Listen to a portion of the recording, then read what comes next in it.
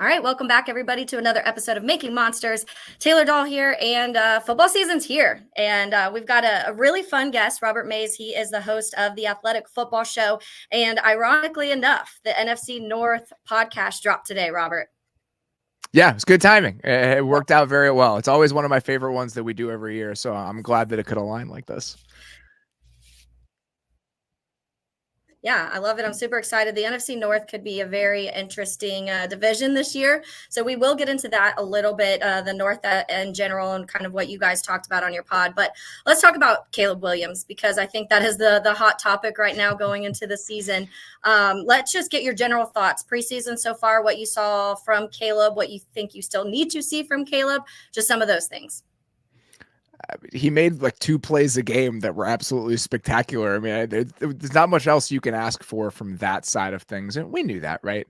You watched him in college, and he's been the #1 pick in the NFL draft for like 3 years for a reason. He's wildly talented. And I think that you saw everything you'd want to see from him in those splash moments. And I think the 2 things that really stood out just from a physical talent perspective, and even just like a gift, how gifted he is his awareness and his flexibility as a thrower. And when you watch him just kind of toying with defenders in space, and you combine it with what he can do throwing the ball on the run to his right or to his left, he just has a different skill set. He's a different sort of guy. And when you draft somebody #1 overall, that's not a reach, that's like the consensus #1 guy in the NFL, you hope that he has some of those special traits. And it has been really cool to see those on display, even if it's just the preseason. Yeah, and you being a Chicago fan, the torture that it's been. I sure do. Years of everything. And I feel like listening to your NFC North podcast, which, like I said, we'll get into a little bit more. You have a very similar mindset of me of we've been hurt so many times. It's kind of hard to completely buy into everything. Some things need to be proven still to us. And I think that's okay. You're allowed to be excited and still be, I keep saying I'm cautiously optimistic, and that's the best way to describe it for me. But when we're talking about Caleb, like you said, there's moments during these preseasons where you're just like, man, not many people can make these throws. And it's really fun to watch and exciting. I had friends texting me, though, that weren't Bears fans. And they're like, man, like having an offense that's counting on this guy having to kind of spin around and make some of these incredible things would also be a little stressful. And I'm like, well, that's what we've done for the past 3 years also with Justin Fields, but obviously at a different level. But one of the things that stuck out to me, and I've seen some criticisms lately, and it's more so it stemmed from a Vikings fan's like rankings that he had. And in it, he said that he wouldn't choose Caleb Williams because Caleb Williams, he doesn't have a quick release, which was weird to hear, because to me, once Caleb Williams makes that decision, that ball is zipping. Maybe the time to throw is a little high, and we knew that. It was at USC like that too. So explain a little bit what you're seeing with that, the difference between the time to throw, the release time, and kind of some of the things that make Caleb Williams different than what Justin Fields was. I think, to me, the biggest thing that's different between Caleb Williams and Justin Fields is that Justin Fields, let's spin it this way. If you look at the best quarterbacks in the NFL, the quarterbacks that, even last year, the quarterbacks that surprised us a little bit, the guys who were better than we might have expected, the guys I would throw out there were probably C.J. Stroud. Lamar Jackson was the MVP in a way that people didn't necessarily expect. Jordan Love, we didn't know what to expect from him, and now he's the highest paid quarterback in the NFL. And even a guy like Matthew Stafford, I think by the end of last season, people were like, oh man, like, is Matthew Stafford like one of the 5 best quarterbacks in the league? Yeah. If you're trying to paint a through line between all of those guys, they have an ability to be creative from the pocket. Right? If you look at the arm angles that can change, what they can do off platform, what they can do kind of drifting in the pocket a little bit, the way that Jordan Love can, there's an ability to make creative plays from that condensed space. Justin Fields is not that sort of player. He's a creative player as a runner. He's an explosive player, but he's not a creative thrower. He doesn't have that flexibility in his arm that a lot of these other guys do. And you can ascribe the same traits to Patrick Mahomes, some of the other best quarterbacks in the league. Caleb Williams has that. That's like the selling point of what Caleb Williams is. So the fact that you have that creativity and playmaking from the pocket, that is a non-negotiable aspect to me of being an elite quarterback in the NFL in 2024. So even if there are some similarities, some of the scrambles that we've seen, holding out of the ball a little bit longer, I do think that Caleb has an upside that Justin Fields could never really realize because he doesn't have that trait specifically from the pocket. Yeah. And I think we talk about that awareness word. And Justin Fields wanted to kind of play hero all the time. And I do think we have those moments from Caleb Williams too. He wants to be the guy to make those flashy big plays. And you mentioned it in your NFC podcast where he kind of went up to the ref after and was like, "Hey, did you like that?" And so he has fun. And that's one of the things that I love about Caleb is you can tell he's also having fun playing football, which is a whole. These guys say they love football. Not every player loves football to the same extent. And Caleb seems like he's one of those guys that it's up here on his list of things he loves. So that's fun to watch. So let's go back to this. I think it was the last preseason. So the 3 and out, the 3 straight 3 and outs, come to find out from Hard Knocks, the mic and the helmet wasn't working. So there was some miscommunication there. How much do you think that actually factored in? Or do you think it was just, they weren't quite on the same page in general? I think it was probably a little bit of both. I mean, when you watch the plays, I think they probably understood what the play call was. It just was a lack of execution. I mean, Keenan Allen doesn't win, on that kind of little circus corner route that they had on 3rd down. And then, Caleb probably checks the ball down a little bit too quickly on that play action boot to Gerald Everett. I think it was on 1st or 2nd down. Like, these are just things that happen. It gets the preseason. Like not overly concerned about that sort of stuff. I want to see him just playing within structure and within on time within the offense when it calls for it. Right. And so I think that there's a misconception about what kind of type of player he is, where people just think that he's always that he holds onto the ball a little bit too long and he's unwilling to play within structure. I think that he's extending plays oftentimes when it's worth extending the play. That rollout where he spins to his left, that's him understanding this is where I have space. Right. Mm-hmm. This is where I have open space. And I think that he just has such an incredible awareness of where space exists and where defenders are going to be. And if you look at the way that he can navigate the pocket and even some of the stuff he's doing with like pump fakes out in space against guys on boots, like that's just stuff where he has a sense for how the game is played. And I do think that if you watched him at USC, that was arguably the biggest strength of his entire game, is that he just had an ability to navigate muddy pockets and messy situations because of the awareness that he plays with. And so I think that you have seen that consistently, even if it's been a little uneven when you think about what he's done in structure so far. I love that we're analyzing the preseason games like it's the Super Bowl. And like, I'm with you. I've done the exact same thing that we're doing here already. But the fact that we're going to like this level of granularity with games that just do not matter, I think speaks to how Bears fans are thinking about this overall.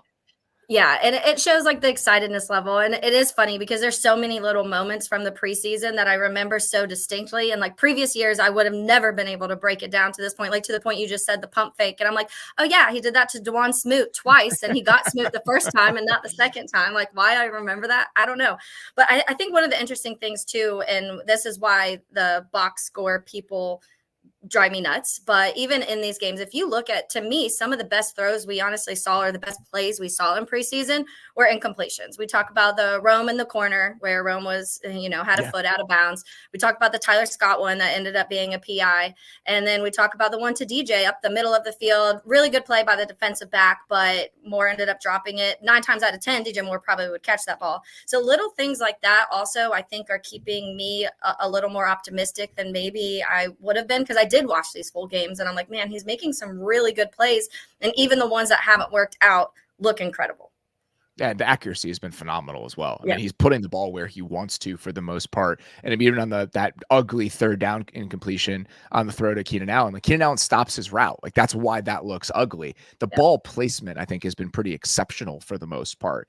And the DJ Moore example is a perfect one. Like that's an incompletion, even though it's a really good throw. And I know that, advanced stats are sometimes misleading and big plays can pump this up. If you look at like his EPA per dropback, for example, which is like an efficiency metric, he has one of the best in the entire preseason. Like completion percentage is not the end all be all when you're making explosive plays on the other side of that. And sometimes that can be dangerous if you want to live in that world where it's a little bit more volatile. But I think oftentimes when you have a quarterback that's completing 56% of his passes, accuracy is one of the issues that you're worried about. That is not an issue with the way that this guy plays. And that to me is another kind of misconception about his game, is that he's not like some wild horse back there. He has really good mechanics. Like he actually, the foundation of who he is very reliable and very sound. And I think that's why he can do some of this wild stuff that other people can't necessarily get away with. Yeah, even the weird, I think in the first preseason game when he did the weird little flip to Khalil, maybe it was in the middle. Yeah. And Yeah. everybody was like, I don't know how you did it, but it happened. And then you take off and you get 15 yards out of it. That's the awareness part of it. Yeah. That is just understanding where guys are on the field. And again, that's just when I watched him in college, and Dane Brugler, who does a phenomenal job covering the draft for us here at The Athletic, when he was writing about Caleb before I had really studied him and we were talking about him, that's what he would go back to, is just kind of this spidey sense and this awareness of where everyone else is on the field. And, that's the type of thing you just can't coach. You can't teach. That's what makes guys special.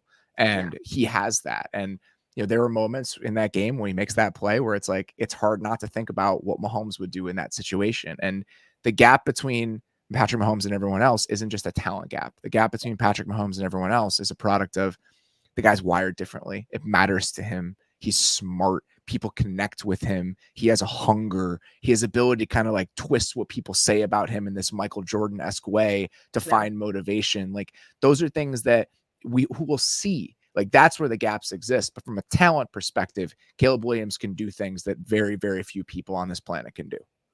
Yeah, I did a podcast earlier in the season with Coach DiFilippo, and we were kind of talking about some of the stuff that happened in Justin Fields' rookie season. But one of the quotes that stood out to me was that the best quarterbacks in the league, it's not a job to them, it's a lifestyle, being a quarterback. Yeah. And that flashed ever since then. I was like, you really can tell. And it goes back to conversations that I cover the Jags here in Jacksonville too. And kind of the Trevor Lawrence conversation is like, he has all of the abilities in the world, but does he love football enough to be the top tier guy? And that quote stuck out to me when it came to that. But let's talk a little bit about the weapons in general, because that's a big topic too. I was a big Rome Odunze all offseason shouting Rome Odunze. And so when it happened on draft day, I was ecstatic. But that's also Keenan Allen, Gerald Everett, and that's adding on to DJ Moore and adding on to Cole Kmet, and they add DeAndre Swift on. We'll see where cut day, so we'll see what all is going down when it comes to that running back room. There has been a little bit of rumors that Khalil Herbert may not be here. I don't see that happening, but maybe I'm wrong. But what are your thoughts in general about the receiving room and how well these receivers work and can do different things? It's one of the best pass catching groups in the league, which as a Bears fan is a very strange place to be. I think people misunderstand how bad the receiver history is because they're preoccupied with the quarterback history. And we had that 2 years of Alshon Jeffrey and Brandon Marshall.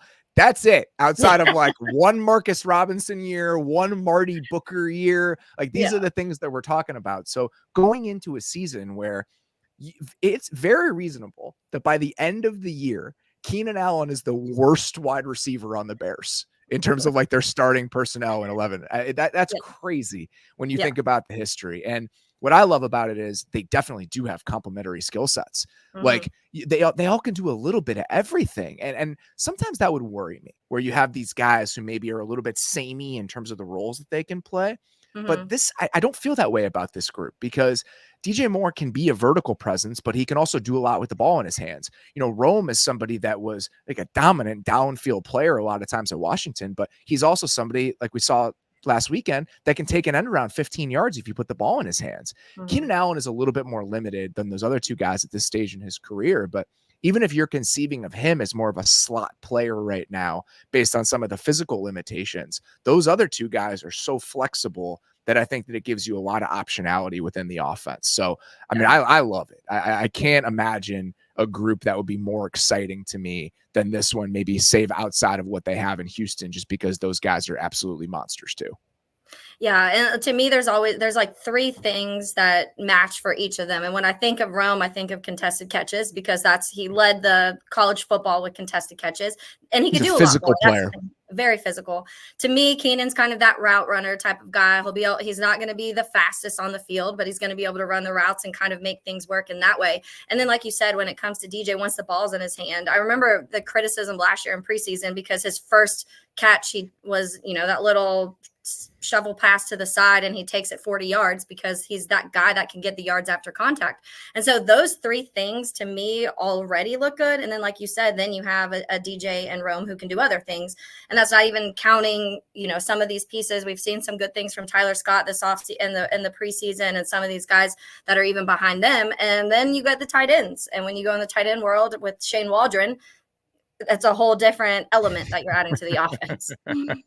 Yeah, you look at what they did over the last couple of years in Seattle, and it's kind of funny some of the ideas that they were trotting out. A lot of it was born of just pass protection issues with that Seattle team over the last 2 years. But you got formations where you got like 3 tight ends in the backfield at one time, and I don't know how much of that we'll see, but I think the staff in general does believe in the benefit of having multiple personnel groupings and what that allows you to do when it comes to dictating to a defense. And Thomas Brown, when I was in Chicago, I talked to him and Shane Waldron together actually, and we were just talking about some of this stuff, and he said, he's like, I believe in that flexibility with your personnel groupings and what it allows an offense to be. And they believe they have that flexibility. You have Cole Kmet and Gerald Everett who have complementary skill sets in a lot of ways. You have those 3 receivers. You have multiple backs that you can use. So I think that we're going to see a lot of different skill guys play for this Bears team depending on the situation. And the hope is just that along the way you figure out, okay, this is our best group. This is what we do best. But the early part of the season, I think, is going to include a lot of trial and error to get to that place.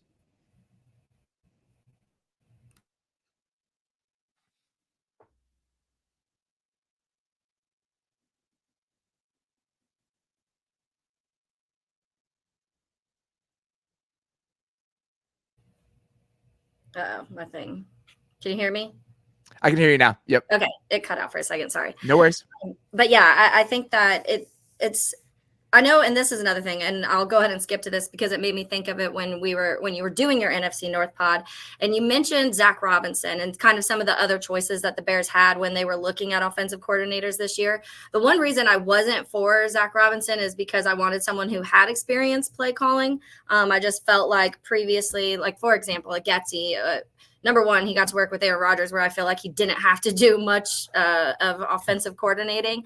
But then also, I just feel like it is beneficial, especially for a rookie quarterback, to have somebody who does have experience play calling, and with quarterbacks that they're trying to, a Geno Smith, who they're trying to kind of bring back and find their way into the NFL. And that's why I personally really like Shane Waldron. It didn't sound like in the pod you were crazy excited about Shane Waldron. I think that there is a temptation, and I'm very guilty of this, where the unknown becomes really attractive. And I think that when you're seeking out play callers, I think about the ceiling. I think about how good can this guy be? And, there's a chance that Zach Robinson, and even if it's a remote chance, there's a chance that Zach Robinson comes in and, does his best Mike McDaniel impression, where we've never seen him do this before, but man, is he a difference maker now that he's gotten that opportunity. The fact that we've seen Waldron, I think, it makes that possibility even more remote. But I completely understand that argument. We've seen him be successful. I mean, that Seattle team was a borderline top 10 offense in each of the last 2 years. I think that part of my frustration with that offense at times, I'm a Geno guy. I think Geno is supremely underrated. I think that Geno is an excellent NFL quarterback. And so what they were asking him to do within that offense sometimes was frustrating to me, because if you look at the structure of it, it was very outside the numbers. There were a lot of high degree of difficulty throws. And I asked Shane Waldron about that when I was in Chicago. I was like, you guys, when you were in LA, you had the most condensed formations in the NFL. You're really playing inside the numbers, and that's how the offense is structured. In Seattle, they played with the widest formations in the league. So I was like, why? Like, why is that? Why did that departure happen from some of the things you had done earlier in your career? And he said that it was kind of a product of the players, right? Like DK Metcalf and Tyler Lockett are kind of vertical outside the numbers players. The guys he has now are more flexible than that. You can use them in more ways than that. And so I do think that some of my frustrations about what they were doing with that offense and why it could feel a little volatile at times because it was such a high wire act, I think and I hope that with a different set of players, it looks a little bit different. And you're asking your quarterback to not necessarily have to make hero throws as often as Geno was within that offense. Yeah, and I think when we're talking about that, and that's what I have my concerns. We saw the Jackson Smith and Jigba, and when he made the comments, well, not comments, he kind of seemed like he wasn't the biggest fan of Shane Waldron in the interview that I believe it was with CHGO.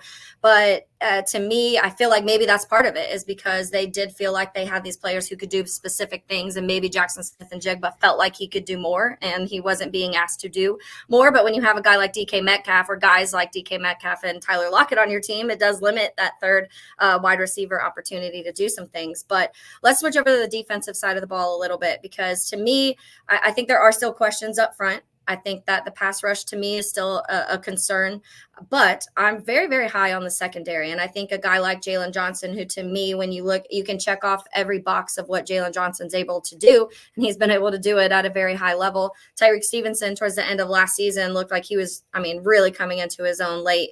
And then Kyler Gordon's been able to really find himself too. So to me, that secondary, and with the addition of Kevin Byard, really has the chance to be a top secondary as long as everyone stays healthy. To me, and in my opinion, everyone stays healthy and the young guys continue to develop. What are your thoughts on that?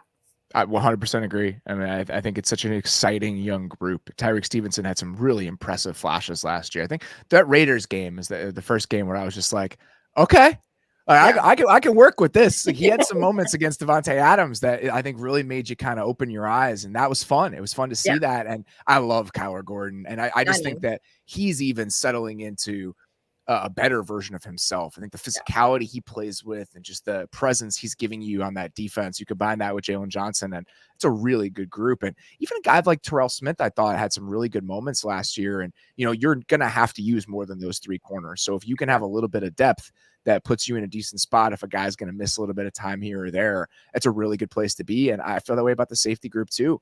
Jonathan Owens was a starter last year for the Packers. So the fact that now he's your third safety and you got a decent amount of bodies back there, the back seven, I feel great about, really great about. The questions come, who's getting after the quarterback and how does that affect the people that you're having to chase those guys around for 3.5 seconds? Yeah, I know.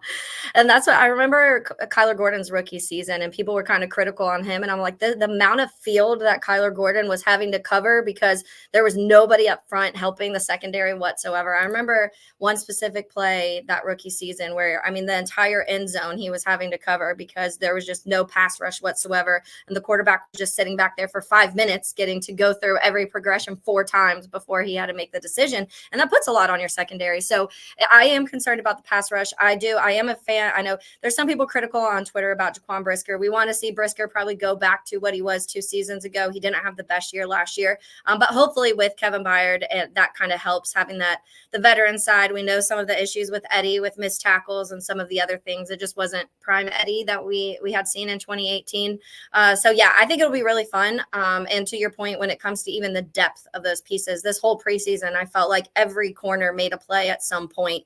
And then Kyler Gordon was everywhere. We were blitzing a lot too, which was kind of fun to see because I felt like last year we did not blitz at all.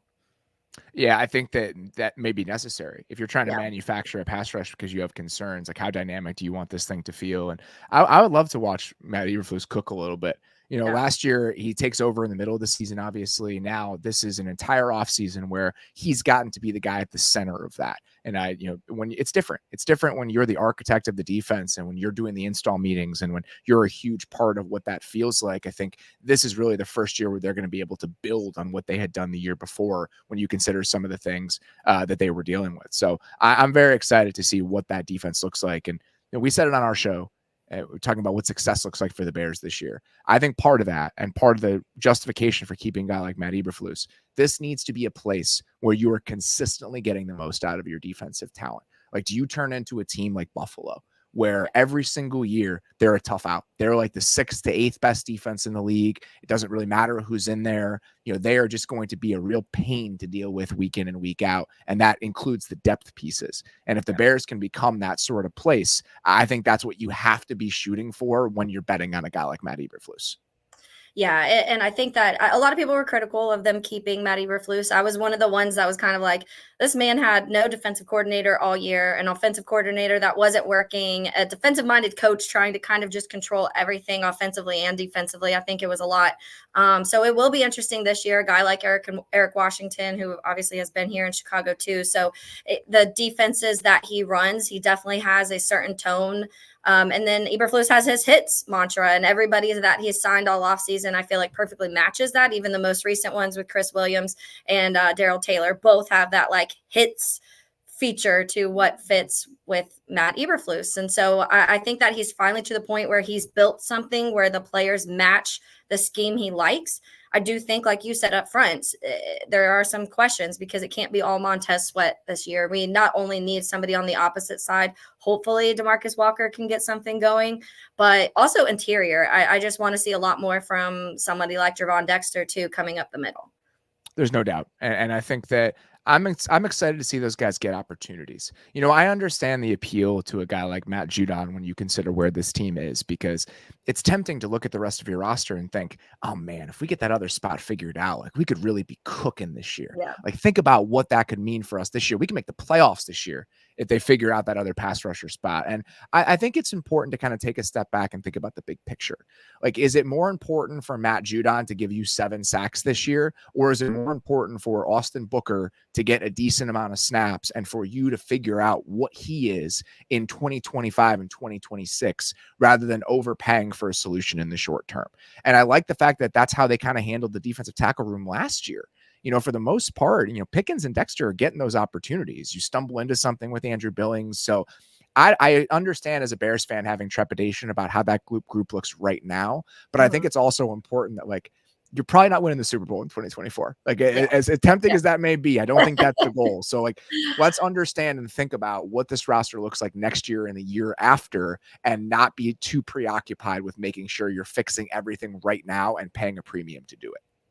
Yeah. And I've had that conversation with like several people on Twitter, because there's some people out there that like Poles is win now. And I was like, the one thing, like, Ryan Poles wants to win now, but also if you've learned anything from Ryan Poles in the last few years, in my opinion, Robert, is that he is patient. There's been many times where that first season, I think he had to throw some darts and take some chances when it comes, you know, to Chase Claypool and some of the things he kind of had to do that first year because they had no money and they had no draft picks and everything was kind of a disaster. Half the team was hit free agency when he took over, and it was just kind of a mess. But since then, everything to the point of Jalen Johnson last year, he said, go talk to people, go test the waters. Let's see if anybody offers you anything. And he was patient with that. And then what happens? Jalen Johnson gets a contract this offseason, even waiting for Rome. You know, there was all the videos. He wanted to move up and draft Rome Odunze. That's how much he wanted him. And Ian Cunningham, I think, helps him a little bit of sit down. Let's like settle in a little bit.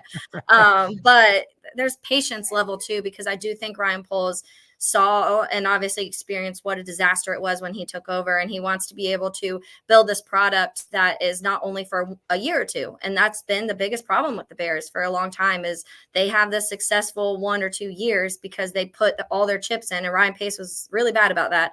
Here's everything, let's just go for it and win now, but then you're screwed in the next 4 years later. And so that Absolutely. You talked about that on your NFC North. Yeah. And like you talked about that on your NFC North podcast too, where you said, like kind of insinuating that you want this team to be built for the future. You don't want it to be a momentarily, hey, let's be good for 2 years, which I think they've done offensively, Robert, for the most part. I think we still got to figure out that offensive line, the future of that. But when it comes to weapons wise and Caleb, you have these guys locked in for 4 or 5 years. And so that's the positive, but now you want that to happen defensively too. There's no doubt. And I think that it's important to think about how young this team is. They were the 3rd youngest team in the league last year. And if you look at most of the component pieces, Keenan Allen's on the final year of his deal. For the most part, this is a young roster. And I think that you have to be considering what the next 2 years look like, not just really the next 3 years, like 2025 and 2026. Because if you look at the core of the roster, a lot of those guys are still going to be around for that year. So building toward that moment, I think is what needs to be something that you keep in mind, because this is not an aging team. This is not a team with a short window. This is a team that you'd hope has a long runway to make this work. Yeah. And that's what's, like I said, fun, because I feel like we're not used to having that here. We're used to being like, all right, well, we could like make the playoffs this year, but I don't know what we're going to do next year. A few more before I let you go. Let's talk about the offensive line, because I think that when we're looking at it, most people are confident in Darnell Wright and what we saw last year, and that's going to continue to prove. There's a little bit of split on Braxton Jones, but I do think we've seen Braxton Jones continue to develop. There's still things he needs to work on. Is he the left tackle of the future? I think we'll honestly have a better idea this year. Tevin has to stay healthy. He's one of the best guards in the NFL when he is healthy, but he has to stay there. He has to be able to be on the field to be that. I have a lot of concerns about Nate Davis. I just feel like he hasn't practiced. He can't stay healthy. There's so many issues there too. So that interior of the line is honestly still a bit worrisome to me.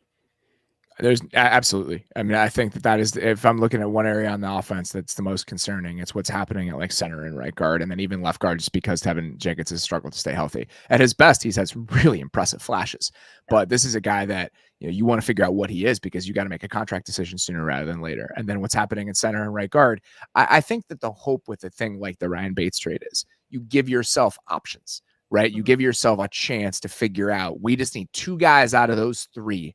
And if we can have a solution there that we feel good about moving forward with, that's the best case scenario. So I hope that's it. Like, if Nate Davis isn't the guy, or Nate Davis struggles to stay healthy, do they have a contingency plan in Bates that can get them where they want to go? But I do think that that's an area where, when we get a little bit deeper into this, you know, a year from now, next offseason, when they have some money, they have some more draft picks, can you shore that up a little bit more than you have at this point? Because right now, I think you're just aiming for average. And is there a way at some point in the next calendar year to kind of seek out a higher ceiling at those spots? Is there, like, they obviously spent a draft pick this year on Kyron Amagaji too. Do you think that he is there in case Braxton doesn't work out, or do you think he has some versatility to where if they needed to move him around, they could? I think it's the former. Okay. I think that when you look at what you're paying tackles and what you're paying starting tackles, you know, drafting a guy who can be your swing tackle in the short term, you would hope. If we'll see by the end of this year, obviously he's been hurt, but you know, in 2025, if he can be your swing tackle, and then as you're having to make a decision on whether you want to pay Braxton Jones the Caleb McGarry contract, you know, $15 million a year, is it better to just go to the guy that you signed as a developmental prospect? So I think it's short-term insurance as a swing guy, and hopefully, you know, long-term, can he be somebody that can be a starting tackle for you? I assume that was the mindset when they went out and did that. What does the running back room look like you? Obviously, Swift is the number 1, it looks like. Do you think that Rojo is going to be a type of, you know, the third and short, downhill type guy? Do you think they'll use Khalil for that too? What is this looking like as we're heading into the first? It's a great question. I don't know. Yeah. Like, I don't know how they're conceiving of it. Like, it feels to me like if I were a team that needed a running back, like, I would call about Khalil Herbert. All the guy's done is be efficient whenever he's gotten to touch the ball in the NFL, and he's going into the final year of his deal. So I'm surprised that there has not been more interest there. Like a team like the Colts, for example, the Colts need another running back. They do not have one that they can rely on right now. Is that a call that's worth making? To me, the answer is yes. So the fact that there hasn't been that sort of interest is a little bit surprising to me. If Velus Jones, we have cuts within the day. I haven't been checking my phone, so I don't know if anything's been announced. But if Velus makes the roster, what do you think? Is it obviously 4 special teams? Are we going to see him in the run game a lot? Because we saw it a ton, especially this last preseason. And kind of thoughts on Velus and his last chance, what it feels like with the Bears. I assume it's going to be mostly as a returner. You know, the idea of seeing what he can do at running back is obviously, you know, it makes for good TV fodder, and I commend him for doing what he can to make the roster, but it really does feel like the best possible use of him is just going to be as a returner as the return rules change. Yeah, I agree. And it'll be, I think every team's kind of figuring out these return rules too. So we'll see exactly how that goes. But Robert, let's go through a little bit. Your NFC North podcast dropped today. We mentioned that. So the Athletic Football Show, NFC North episode. Run through a little bit the biggest standouts and maybe some worries for each of the other 3 teams in the NFC North. The Lions are a complete team. The Lions are a contender for a reason. You know, they have a roster that does not have a lot of holes on it. To me, the biggest questions with them are, what's the number 2 and number 3 receiver spots going to look like? You know, could Jameson Williams take that step forward? And then on defense, like the edge room, and they went out and got Marcus Davenport. He's struggled to stay healthy, but other than that, like, they went out and got a ton of guys in the secondary. I think that they've really positioned themselves well there. And with Green Bay, the offense is probably going to be good. You know, they were a top 5-ish offense near the end of last year. It was the youngest offense in the NFL. You know, their quarterback, I think, proved to be a real deal guy. They have some questions along the offensive line, but I think they deserve the benefit of the doubt. They've shown an ability to produce players at those spots. And I think the scheme does a lot of heavy lifting in allowing them to get by at those positions. And I think the other one would be, the defense, the spine of the defense is just young, but I'm bullish Yeah. on the defensive coordinator change that they've made there, getting the most out of that front. And in Minnesota, it's a transition year. Like, obviously they have a lot of issues along the interior of the offensive line, interior of the defensive line, but they've got some pieces to fit what they want to do defensively a little bit better. And then on offense, we'll see what they can get out of Sam Darnold and whether or not this actually is a spot that gets the most out of their quarterback as we kind of look forward and see what JJ McCarthy can be for them.